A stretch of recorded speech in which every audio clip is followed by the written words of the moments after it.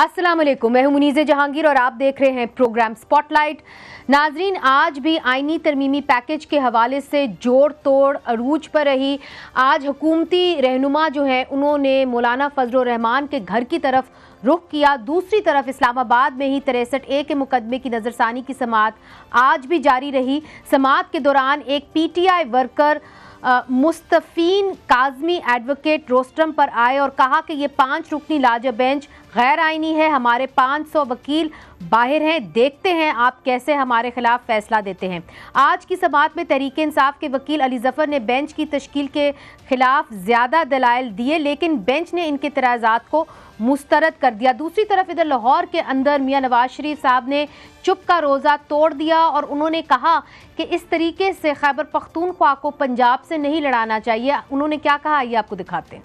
हमने IMF को हाथ मिला के कहा अच्छा थैंक यू वेरी मच, अब आपकी जरूरत नहीं है हमें। और फिर जब मेरी हुकूमत को खत्म किया गया तो दोबारा IMF पाकिस्तान आ गया। कभी सोचा है, कभी देखा है, कभी आपने बातों पे कभी गौर किया? आपने नहीं किया, वरना इनकी मजाल ना होती। ये कहते कि हम पंजाब पे यलगार करने आ रहे हैं, हम पंजाब पे हमलावर होने आ रहे हैं। ये पंजाब KPK और पंजाब का तुम आपस में लड़ाई करना चाहते हो और यहाँ पे कोई खून खराबा करना चाहते हो? क्या क्या अज़ाइम क्या आपके?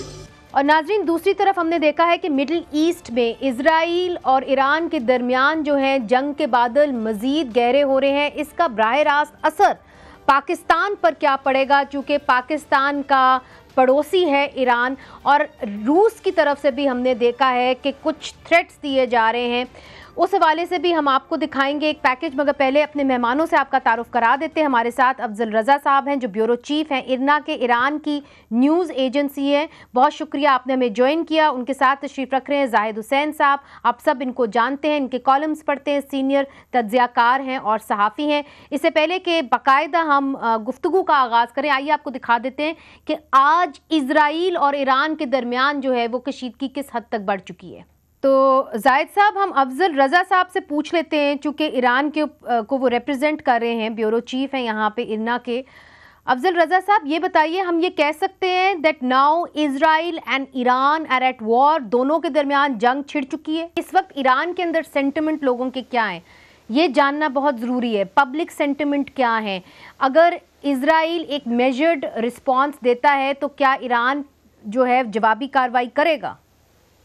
इसके लिए ही ईरान ऑपरेशन के फ़ौरन बाद जो मिलिट्री सिविल लीडरशिप हैं उन्होंने ये ओपनली कहा कि इनकी जो रिटेलिएशन का जो मरहला है इसका इख्तिताम हुआ है और वो मज़ीद एस्केलेशन नहीं चाहते। ताहम अगर इसराइल कोई हिट बैक या कोई मिलिट्री एक्शन करने की जुर्रत रखता हो या इरादा करें तो ईरान उसके लिए फुली प्रिपेयर्ड और रिस्पांस देने के लिए आमादा है। जहाँ तक पब्लिक सेंटिमेंट्स की आप बात कर रही हैं, गुज़श्ता रात की चंद ही घंटों के बाद जब ऑपरेशन का इख्तिताम हुआ, हमने देखा कि ईरान के मुख्तलिफ शहरों में, तेहरान समेत मुख्तलिफ सूबाई दारुल-हुकूमतों में ईरानी पब्लिक बाहर निकल आई। वो उन्होंने अपनी क़ियादत की तरफ से मुल्की सालमियत के दिफा, बिलखुसूस फ़लस्तीनी और रेजिस्टेंट फोर्सेस के शहादा की खूनखाही के लिए जो इक़दाम उठाया गया उसका बिल्कुल सराहा गया।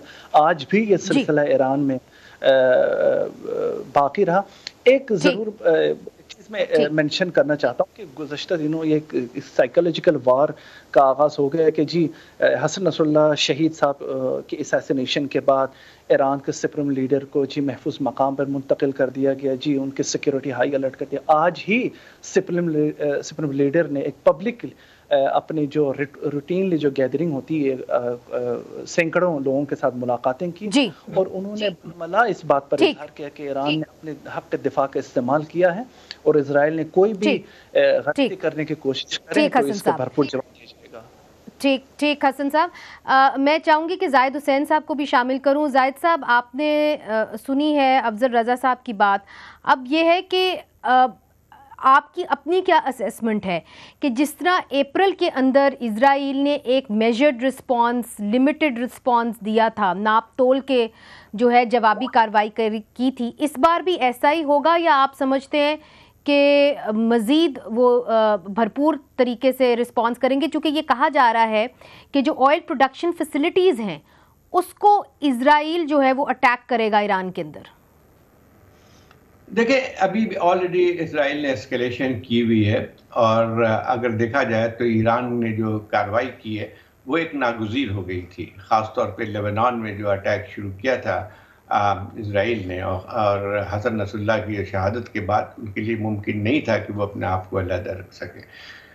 پہلے یہ صحیح بات ہے کہ انہوں نے ایران نے ریسٹرین کا مظاہرہ کیا تھا، لیکن اب جو ہے جب یہ کارروائی کی تو میں سمجھتا ہوں کہ ایک سگنل تھا۔ ابھی یہ نہیں کہہ سکتے ہیں کہ وہ اسرائیل پہ حملہ ہو گیا تھا، بلکہ ایک سگنلنگ تھی کہ ہم اگر اسرائیل نے اگر کچھ اور کارروائی کی تو ایران بھرپور جواب دے گا۔ ابھی جو صورتحال مجھے نظر آتی ہے وہ یہ تھی، جو کہ اخبارات میں اور جگہ ذرائع سے پتہ چل رہا ہے کہ اسرائیل جو ہے کارروائی ضرور کرے گا ایران کے خلاف۔ اب وہ کیا کرتا ہے وہ اس پہ ڈیپینڈ کرتی ہے، لیکن یہ بات صحیح ہے کہ دھمکی یہی دی جا رہی ہے کہ آئل انسٹالیشن، مجھے لگتا ہے کہ جو اس کی نیوکلیر انسٹالیشنز ہیں اس کو ضرور نشانہ بنائے گا، کیونکہ یہ بہت دنوں سے، بہت سالوں سے اسرائیل کے وزیر اعظم کا کہنا یہ تھا کہ ہم جو ہے کبھی بھی ایران کو نیوکلیر کنٹری نہیں بننے دیں گے۔ اور ابھی بھی جو ہے اگر آپ دیکھیں کہ اس کی نتنیاہو کی جو تقریر تھی یونائٹڈ نیشن جنرل اسمبلی میں، اس میں بھی واضح طور پہ کہا تھا کہ ایران کے کسی علاقے میں بھی ہم پہنچ سکتے ہیں۔ تو میں سمجھتا ہوں کہ ایسکلیشن، اگر یہ میرے خیال ضرور ہے کہ اسرائیل پہ دباؤ ضرور ہوگا نتنیاہو کی حکومت پہ، دوسرے ان کے حلیفوں کی طرف سے، خاص طور پہ ویسٹرن کے، کہ وہ تھوڑا سا جو ہے وہ جواب دینی ہوئی ہے تو اس شدت کے ساتھ نہ دیں کہ وہ ہاتھ سے جو ہے وہ نکل جائے، تو صورتحال ہاتھ سے نکل جائے۔ لیکن مجھے لگتا ہے یہ ہے کہ پوری اسرائیل کی مستقل کوشش رہی تھی پچھلے 1 سال سے کہ کسی طرح سے اس جنگ میں ایران کو ملوث کیا جائے تاکہ امریکہ کو بھی یہاں پہ شامل کیا جا سکے۔ آلریڈی امریکہ جو ہے اس خطے میں موجود ہے، فوج میں اضافہ بھی کیا ہے، تو اگر کوئی بڑی کارروائی کرتا ہے اسرائیل تو میرے خیال یہ ہے کہ ایران بھی جوابی کارروائی کرے گا، پھر جو صورتحال جو ہے میرے خیال یہ ہے کہ زیادہ سنگین ہو سکتی ہے۔ یہ آپ نے بڑے خوفناک ایک تصویر جو ہے وہ کھینچی ہے۔ افضل رضا صاحب، آپ نے زاہد حسین صاحب کی تو بات تو سنی ہوگی، انہوں نے یہ کہا کہ نشانہ جو ہے صرف آئل پروڈکشن فیسلٹیز ایران کے اندر نہیں ہو سکتی، آپ کی نیوکلیئر سائٹ بھی ہو سکتی ہے۔ اگر ایسا ہوا تو آپ کی کیا ریڈنگ ہے، چونکہ آپ ایک جو فارمل نیوز ایجنسی ہے آپ اس کو ریپرزینٹ کر رہے ہیں، آفیشیل نیوز ایجنسی کو ریپرزینٹ کر رہے ہیں، کس طریقے سے ایران کی حکومت جو ہے وہ ریاکٹ کرے گی اور کس حد تک جائے گی اسرائیل کے خلاف؟ دیکھیں، جہاں تک یہ نیوکلیر فیسلٹی کی بات ہے، پریزیڈنٹ شہید رئیسی کے دورہ پاکستان کے کچھ دنوں پہلے اسرائیل نے یہ سو کال اپنا دعویٰ کیا کہ انہوں نے ریٹیلیٹ کی ہے، لیکن ہم نے دیکھا کہ نہ تو اصفہان میں نہ تو کسی اور نیوکلیر فیسلٹیز میں کوئی بھی ایسا کوئی کارروائی منظر عام پر نہیں آ سکی۔ اپریل کی آپریشن کے بعد، اسرائیل کے خلاف ایران کے آپریشن کے بعد، ایران کے جو ملٹری، خصوصاً جو نیوکلیر سائٹ سے ریلیٹڈ ملٹری آفیشل، انہوں نے یہ اعلان کر دیا تھا اگر اسرائیل ایران کے کسی بھی نیوکلیر یا جوہری تنصیبات پر نظر رکھیں کارروائی کے لیے تو ایران مجبوراً اپنے جو نیوکلیر ڈیٹرنس ہے یا ڈکٹرائن ہے وہ چینج کرنے پر مجبور ہو جائے گا۔ اور یہ ایک سچویشن، یہ ایک الارمی سچویشن ہے، وہ ویسٹرن ممالک اور امریکہ جو کہ ایران کو سو کارڈ بم بنانے روکنا چاہتے ہیں، اور ساتھ ساتھ یورپ چاہتے ہیں کہ دوبارہ اس نیوکلیر ڈیل کو ریوائیو کر کے ایران اور امریکہ کو میز پہ بٹھائے، تو یہ امریکہ کے لیے بہت سنگین ہوگا، کیونکہ ایران نے آلریڈی یہ وارن کیا کہ اگر اسرائیل نیوکلیر فیسلٹیز پر کوئی کارروائی کرے تو ایران کے سوا ایران کے پاس نیوکلیر ڈاکٹرائن چینج کرنے کے سوا کوئی اور آپشن نہیں ہے۔ تو یہ ایک لمحہ فکریہ ہوگا امریکہ اور اس کے الائز کے لیے۔ بالکل، آپ نے کہا کہ صرف ان کے لیے نہیں ہوگا، پاکستان کے لیے بھی ہوگا، چونکہ آپ ہمارے پڑوس میں ہیں۔ زاہد حسین صاحب، اس کا براہ راست اثر اب پاکستان کے اوپر کیا ہوگا؟ اس لیے چونکہ ہمارے ایران کے ساتھ اتنے اچھے بھی تعلقات نہیں رہے، ہم نے دیکھیں کہ اسکرمشز ہوتی رہی ہیں بارڈر کے اوپر، ہم چاہتے ہیں کہ امریکہ کے ساتھ ہمارے تعلقات اچھے رہیں، آئی ایم ایف کی ہم نے ان کے ساتھ ڈیل کی ہوئی ہے اور آئی ایم ایف کے اندر اثر و رسوخ امریکہ کا کافی بھاری ہے، تو آپ کیا دیکھتے ہیں کہ ہم کیسے اس لپیٹ میں آئیں گے، ہمارے اوپر کیا اثر ہوگا؟ دیکھیں، ابھی جو صورتحال اس میں تو پاکستان میں خیال پہ کوئی اثر نہیں پڑے گا، یہ آپ لیکن اگر فرض کیجیے فل فلیجڈ جنگ شروع ہوتی اس علاقے میں یقینی طور پہ جب ایران پہ اگر ایک مکمل جنگ ہوتی ہے اسرائیل اور ایران کے درمیان، تو صرف یہ دو ممالک تک نہیں رہے گی، یہ پورا خطہ بھی جو ہے اس سے متاثر ہو سکتا ہے، نہ صرف بلکہ گلف کی کنٹریز بھی. تو یقینی طور پہ اس کا اثر جو ہے پاکستان پہ بھی پڑے گا. لیکن ابھی کوئی ایسی صورتحال مجھے نظر نہیں آتی ہے کہ اس جنگ کا اثر پاکستان پہ کسی طور پہ پڑے گی. لیکن صحیح بات ہے کہ اگر شدت پڑتی ہے، اگر اسرائیل نے ایک مکمل حملہ کرتا ہے ایران کے اوپر، تو وہ تو پھر صورتحال اس میں تبدیل ہو جائے گی. اور پاکستان کے حکمران جو ہیں کیا وہ نیوٹرل رہیں گے؟ آپ کی کیا اسیسمنٹ ہے؟ دیکھیں، پاکستانی حکومت تو ملوث نہیں ہوگی، کسی صورت میں نہیں ہوگی، لیکن یہ تھا کہ جب اس قسم کی جنگ اگر ہوتی ہے آپ کے خطے میں، تو اس کے اثرات جو ہے اور بھی پڑتے ہیں، عوامی سطح پہ بھی پڑتے ہیں، اور میرا خیال یہ ہے کہ وہ ایک خطرناک صورتحال بن کے آتی ہے. میں نہیں کہوں گا کہ جو ہے کہ پاکستان براہ راست اس میں ملوث ہو جائے گا کسی بھی سائٹ پہ، خاص طور ایران کے، لیکن وہ نہیں ہوگا. لیکن یہ تھا کہ جب اس قسم کی جنگ چھڑتی ہے تو وہ دیکھیں بہت ہی، اگر آپ سینیریو کو دیکھیں، اگر فل فلیجڈ وار ہوتی ہے تو صرف ایران تک تو محدود نہیں ہوگی، اور بھی مطلب اس پہ ہو گئے، تو اس میں پھر یقین طور پہ خطے میں ایک نیبر ہونے کی وجہ سے پاکستان پہ بھی اس کا بالواسطہ اثر پڑے گا، براہ راست اگر نہیں تو. بہت بہت شکریہ زاہد حسین صاحب، آپ نے ہمیں جوائن کیا. افضل رضا صاحب، آپ کا بھی بہت شکریہ کہ آپ نے ایرانین جو ہے پریس کی طرف سے آپ ہمارے پروگرام کے اندر آئے. تو ناظرین، آپ نے دیکھ لیا کہ سیاسی طور پہ کیا اثر ہو سکتا ہے پاکستان کے اوپر، جو اس وقت مڈل ایسٹ کے اندر جنگ چھڑ چکی ہے ایران اور اسرائیل کے درمیان، مگر اس کا براہ راست اثر معیشت کے اوپر پڑ سکتا ہے اور شاید پڑے گا بھی، اس لیے چونکہ عالمی سطح کے اوپر جو آئل پرائسز ہیں، تیل کی قیمتیں جو ہیں، وہ بڑھنے کا خدشہ ہے. پاکستان کے اندر کیا معیشت کے اوپر اثر ہوگا، مہنگائی کے اوپر کیا ہوگا، آپ کو دکھائیں گے وقفے کے بعد.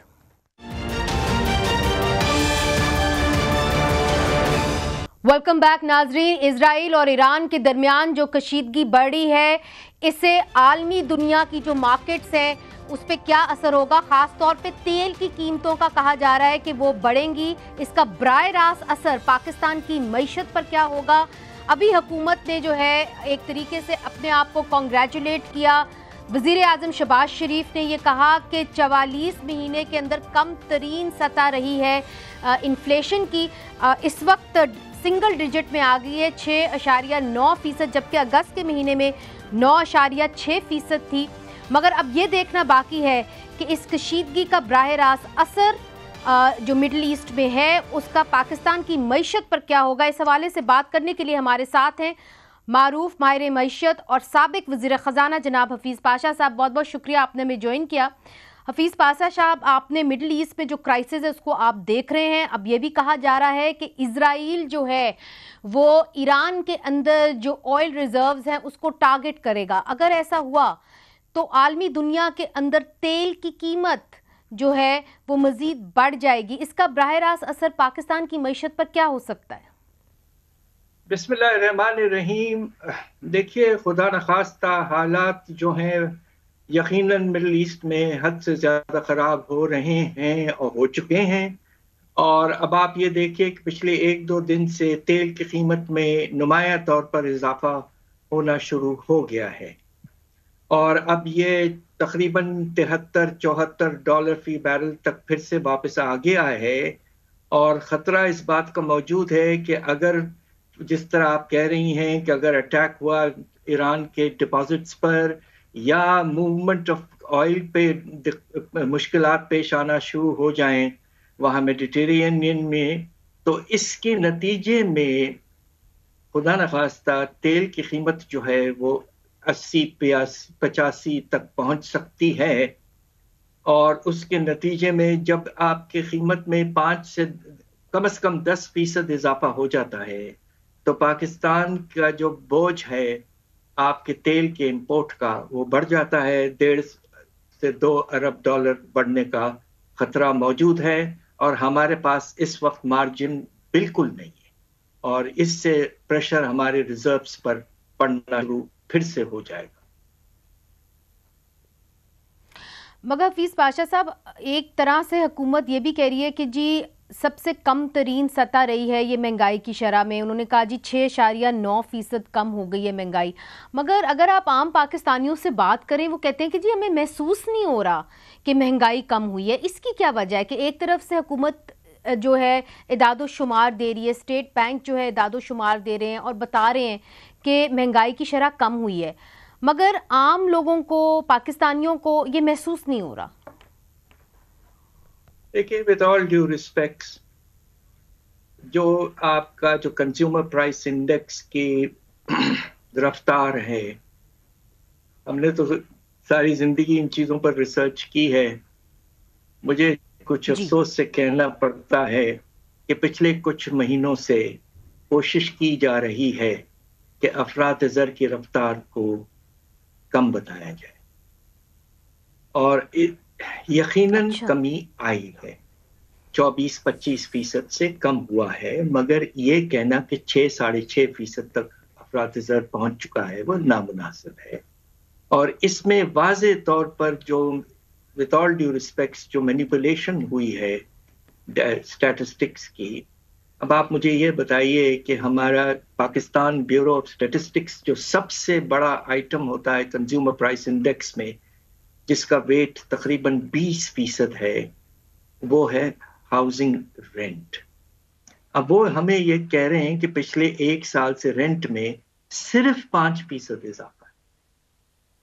اور سب سے حیرت انگیز بات یہ ہے, وہ یہ کہہ رہے ہیں کہ بجلی کی نرخ جو ہے پچھلے 1 سال میں صرف 4% اضافہ ہے. دیکھیے یہ مذاق کے حد تک بات ہو گئی. بالکل مذاق ہے, بالکل مذاق ہے. لہٰذا مجھے افسوس سے کہنا پڑتا ہے کہ یہ ایک کوشش کی جا رہی ہے کہ ایک طرح سے پرسیپشن کریٹ کا. یقیناً کمی آئی ہے, مگر اتنی نمایاں طور پر کمی نہیں آئی, اور خطرہ ضرور موجود ہے کہ آئی ایم ایف کا پروگرام شروع ہونے کے بعد اگر روپے کی قدر میں پھر سے کچھ گراوٹ شروع ہو جاتی ہے, اس لیے کہ اس وقت تو آپ نے آرٹیفیشلی روپے کو کنٹرول کر رکھا ہے. دوسری طرف with all due respects again oil کی جو سپلائی آ رہی ہے, آپ کو پتا ہے کہاں سے آ رہی ہے, غلط جگہ سے آ رہی ہے, وہ بھی رکے گا. اس طرح چیزیں اگر ہونا شروع ہو جائیں گی تو پھر خدا نخواستہ پریشر پھر سے پڑے گا. آپ کا سرکولر ڈیٹ جو ہے پاور سیکٹر میں وہ پھر سے 400-500 ارب بڑھ گیا ہے, آپ کو ریٹس بڑھانے پڑیں گے. تو لہٰذا ابھی یقیناً کچھ کمی ضرور آئی ہے, اب دیکھنا ہے کہ کب تک یہ قائم رہتی ہے, اور خدا نخواستہ کہیں ایسا نہ ہو کہ کچھ مہینوں کے بعد وہ پھر سے سگنیفیکنٹ ڈبل ڈیجٹ پہ چلی جائے. آپ نے بڑی ایک اہم بات کہی ہے, آپ نے کہا ہے افراط زر کی جو انڈیکیٹرز ہیں ان کو مینیپولیٹ کیا گیا ہے. اگر ایسا ہوا ہے, اور لگ بھی ایسا رہا ہے کہ ہوا ہے, چونکہ آپ نے جس طرح کہ بتایا کہ بجلی کی قیمتوں کے اندر تو بہت زیادہ اضافہ ہوا ہے, ہاؤس رینٹ کے اندر بھی بہت زیادہ اضافہ ہوا ہے, تو کیا آئی ایم ایف کا جو اگلا ٹرانشے آنا ہے, جو اگلی قسط آنی ہے, وہ کہیں روک تو نہیں دی جائے گی؟ یہ تو نہیں کہا جائے گا کہ آپ نے اپنے نمبر جو ہیں وہ فج کیے ہوئے ہیں, پہلے آپ ان کو ٹھیک کریں تو پھر ہم آئی ایم ایف کی جو اگلی قسط آپ کو دیں گے؟ یہ مسئلہ ضرور ہو سکتا ہے, مگر اس سے بڑا مسئلہ جو ہے وہ یہ ہے کہ پاکستان کا جو اس سال کا بجٹ پیش کیا گیا, فیڈرل بجٹ, اس کے جو اعداد شمار رکھے گئے تھے وہ سراسر ان ریئلسٹک اور ان لائکلی. یہ کہنا کہ ہمارے ایف بی آر کے ریونیوز میں 40% اضافہ ہوگا اس سال, جبکہ افراط زر وہ گورنمنٹ کہہ رہی ہے کہ اتنی کم ہو گئی ہے. اور آپ کو تو حیرت ہوگی سن کے کہ روپے کی قدر میں جو مستحکم ہوا ہے روپیہ, اس کے نتیجے میں امپورٹ کی جو روپی ویلیو ہے اس میں صرف 5% سے کم اضافہ ہے. تو جب آپ کے ٹیکس بیسیس 5 سے 10% بڑھ رہے ہیں تو 40% ریونیوز میں اضافہ کیسے ہوگا؟ آپ نے اتنے بھاری ٹیکس میجرز نہیں لائے ہیں, 30% اضافہ ان سے نہیں ہوگا. اور خطرہ یہ بہت موجود ہے کہ سال کے ابھی آپ دیکھیے کہ پہلے 3 مہینے میں ہی خود گورنمنٹ کہہ رہی ہے کہ 250 ارب روپے تک کا شارٹ فال ہے. ہمارا اندازہ یہ ہے کہ یہ شارٹ فال 400 ارب تک جا چکا ہے. اور اگر یہ سلسلہ جاری رہا تو سب سے اہم جو پرفارمنس کرائیٹیریا ہوتے ہیں وہ کوارٹرلی بجٹ ڈیفیسٹ ٹارگٹ ہوتا ہے، وہ میٹ کرنے میں دقت ہوگی تو اس سے پروگرام متاثر ہو سکتا ہے. آپ کا کیا خدشہ ہے کہ کیا ایک اور منی بجٹ آ سکتا ہے یا لانا پڑے گا حکومت کو؟ میں نے تو مذاق میں یہ کہا ہے اور اخبار میں بھی کوٹ ہوا ہے کل کہ کہیں میکسی بجٹ نہ لانا پڑے. ٹھیک، اہم آپ نے نقطہ اٹھایا ہے، مگر یہ جو آئی ایم ایف کی قسط آئی ہے اس کی بہت ساری کنڈیشنز ہیں، ایکسپیکٹیشنز بھی ہیں، اس کے اوپر بھی آپ سے بات کریں گے.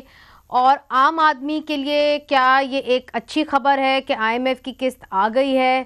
کچھ سٹیبلٹی آئے گی اکانومی کے اندر، معیشت کے اندر کہ نہیں؟ ہم پوچھیں گے وقفے کے بعد. ویلکم بیک ناظرین، ہم پاکستان کی معیشت کے اوپر بات کر رہے ہیں اور جو ایک کرائسس ہم دیکھ رہے ہیں مڈل ایسٹ میں، اس کا براہ راست اثر کیا ہوگا ہمیں بتا رہے تھے معروف ماہر معیشت اور سابق وزیر خزانہ جناب حفیظ پاشا صاحب. پاشا صاحب، آپ نے بریک سے پہلے بڑے واضح طور پہ کہہ دیا کہ منی بجٹ بھی آئے گا اور آئی ایم ایف کے ساتھ ایسا لگ رہا ہے اور آپ کا خدشہ ہے کہ روپے کی قدر جو ہے وہ گرے گی. مجھے یہ بتائیے کہ یہ ایکسپیکٹیشن تھی کہ ایک دفعہ جب ہم آئی ایم ایف کے پروگرام کے اندر چلے جائیں گے تو کانفیڈنس آئے گا مارکیٹ کے اندر اور مزید انویسٹمنٹ ہوگی اور گروتھ ہوگی، تو اس حوالے سے آپ کیا دیکھ رہے ہیں، انویسٹمنٹ کے حوالے سے اور گروتھ کے حوالے سے؟ دیکھیے، انویسٹمنٹ کے بارے میں مجھے بہت افسوس سے کہنا پڑ رہا ہے کہ پچھلے سال پاکستان میں انویسٹمنٹ کا جو لیول تھا وہ ہمارے 77 سال سے زیادہ ہسٹری میں سب سے کم تھا. اور یہ آپ کو حیرت ہوگی 11% تھا جی ڈی پی کا صرف، جبکہ ایسے سال ہمارے تاریخ میں گزرے ہیں جب 20% سے بھی زیادہ ہم جا چکے تھے. اور ایک حیرت انگیز بات یہ ہے کہ جو ہمارا صنعتی شعبہ ہے، انڈسٹری کا شعبہ، اس میں انویسٹمنٹ تقریباً بہت کم ہو چکا ہے. آپ کو یہ بھی حیرت ہوگی سن کے کہ 2023-24 میں انڈسٹری میں جو انویسٹمنٹ ہوئی ہے وہ 1999-2000 یعنی کہ 24 سال پہلے کے لیول سے بھی کم ہے. اور کیا ہو رہا ہے پاکستان میں؟ ایک نیا فینومینا ہم دیکھ رہے ہیں پچھلے کچھ سالوں سے کہ زیادہ انویسٹمنٹ ریئل اسٹیٹ میں جا رہا ہے. اب اس کے نتیجے میں اب آپ مجھے یہ بتائیے کہ آپ ایکسپورٹس کو کس طرح بڑھائیں گے، کیسے بڑھائیں گے برآمدات؟ تو آپ کو یہ لگتا ہے کہ ریئل اسٹیٹ کے شعبے میں زیادہ چھوٹ ملی جس کے نتیجے کے اندر جو انڈسٹری میں انویسٹمنٹ آنی تھی وہ جو ہے ادھر سے اٹینشن نکل گئی یا ادھر سے فوکس نکل گیا اور ریئل اسٹیٹ اوپر آ گئی؟ مگر پاشا صاحب، اس کے اوپر آئی ایم ایف پروگرام نے بھی تو کچھ کہا ہے کہ جی آپ اپنی ریئل اسٹیٹ کو ٹیکس کریں. اس حوالے سے ہم نے دیکھا ہے کہ کچھ ہولی کاؤز ہیں پاکستان کے اندر، اور بجٹ کے اندر بھی ہم نے دیکھا کہ ان کو کہا گیا کہ جی آپ کو چھوٹ ہم دیتے ہیں ریئل اسٹیٹ کے شعبے میں بھی، ٹیکسز کے اوپر بھی. تو اگر اس طرح چلتا رہا اور ان ہولی کاؤز کو پروٹیکٹ کیا گیا تو کیا آئی ایم ایف اس چیز کو نہیں دیکھ رہی ہوگی؟ کیا ان کا کوئی اس لحاظ سے کوئی، یا دے ول سے کہ اٹس اوکے، یہ آپ کا اندرونی معاملہ ہے، آپ اس کو آپ نے چھوٹ دینی ہے تو دیکھیے، آئی ایم ایف بہت کہتا رہا ہے کہ پروگریسو ٹیکسیشن کی طرف جائیے. اس کے معنی یہ ہے کہ جو ہمارے ہاں کا اس وقت کیپچر ہے یا جو بڑے طبقے نے قبضہ کیا ہوا ہے ٹیکس نظام پر، اسے ختم کریں. 3 شعبے ہیں جس پر آئی ایم ایف خود کہتا رہا ہے اور پہلی دفعہ کافی سختی سے کہہ رہا ہے. ایک تو آپ کا زرعی شعبہ، ایگریکلچرل انکم ٹیکس، جو کہ جب میں وزیر تھا 1997 میں بڑے مشکل سے میں لے آیا تھا ٹیکس کے لا، بٹ اس کے امپلیمنٹیشن نہ ہونے کے برابر رہی. دوسری طرف انہوں نے کہا ہے کہ جو ریٹیل سیکٹر ہے، بڑے بڑے دکاندار، اب آپ دیکھیے کہ پچھلے دنوں گورنمنٹ نے کوشش کی کہ رجسٹریشن وغیرہ کروائیں بڑے دکانداروں کی، اس میں بالکل بری طرح سے فیل ہو گئے. اور تیسرا جو سیکٹر جو سب سے ایک لحاظ سے پروگریسو ہے، اور وہ پراپرٹی کا سیکٹر ہے. آپ کو میں کہتے ہوئے مجھے شرم آ رہی ہے کہ اس وقت جو مختلف ٹیکسز ہیں، جس میں آپ کا رینٹل انکم پہ ٹیکس ہے، جس پہ اربن اموویبل پراپرٹی ٹیکس ہے، پھر کیپٹل ویلیو ٹیکس ہے، اسٹیمپ ڈیوٹی وغیرہ، ان سب کو ملا لیجئے، ٹوٹل ریونیو جو آ رہی ہے وہ 0.2% جی ڈی پی کا آ رہا. یہ حال ہے آپ کا. تو کچھ بھی نہیں ہے. اسی لیے تو لوگ انویسٹمنٹ کر رہے ہیں. انڈسٹری پہ جو ٹیکس کا بوجھ ہے وہ 6 گنا ہے باقی اکانومی سے، 6 گنا. اور اب تو آپ نے ایکسپورٹرز پہ بھی پورا ٹیکس لگا دیا ہے. تو آپ مجھے بتائیے یہ کون سا نظام ہے؟ کیسے یہ چلے گا؟ اللہ ہی بس حافظ ہے ہمارے.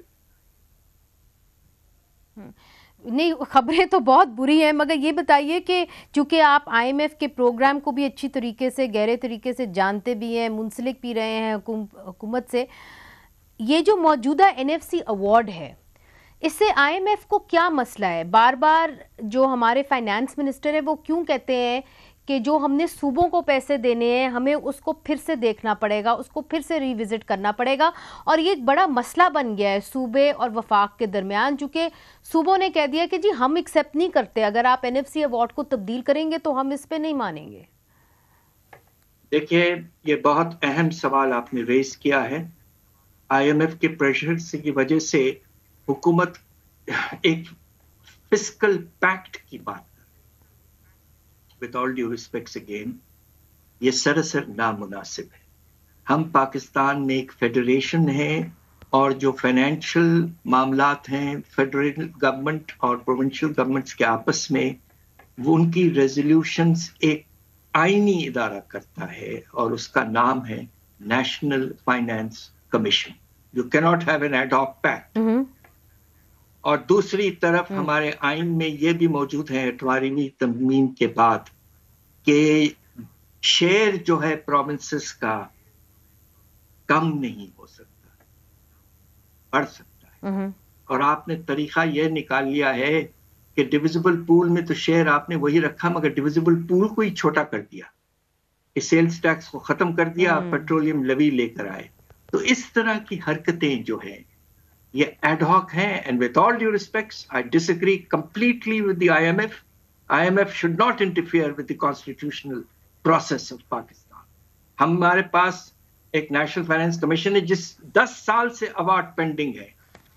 اس کمیشن کو بٹھائیں اور ان سے کہیں کہ آپ یہ ٹائم باؤنڈ ہے، آپ ایک طے کر کے بتائیں کہ پاکستان میں فیڈریشن کی فائنینشیل جو حالات ہیں اور جو نظام ہے وہ کیسا چلنا چاہیے.